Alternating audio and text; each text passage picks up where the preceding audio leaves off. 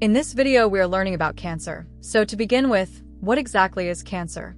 Cancer is a serious disease that arises when abnormal cells within the body start growing and dividing uncontrollably, and they eventually spread to other parts of the body. But before we go further into the details of cancer, it is important to take a step back and understand something called tumors, because these two terms, while related, do not mean exactly the same thing. So let's start by examining what tumors are and the different types of tumors that can exist. A tumor refers to an unusual mass of cells that is formed due to a group of cells undergoing uncontrolled growth and repeated division. However, it's critical to know that not all tumors are the same, and there are actually two main categories of tumors, namely benign tumors and malignant tumors. It is only the malignant type of tumor that we classify and refer to as cancer.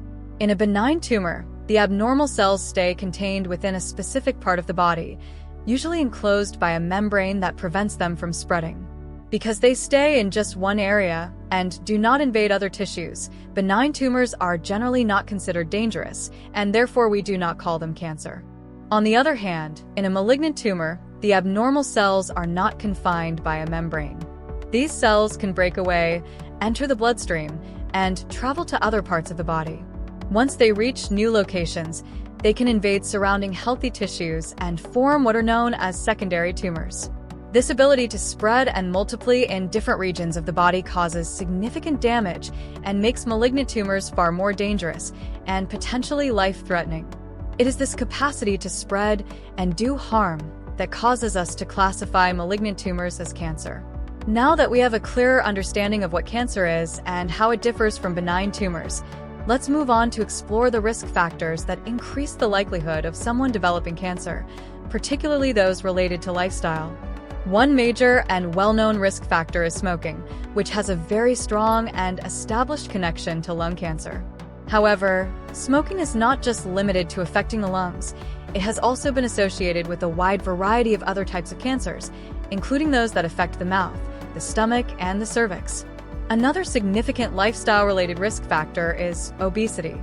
People who are overweight or obese have been shown to have an increased chance of developing multiple forms of cancer, such as cancer of the bowel, the liver, and the kidneys.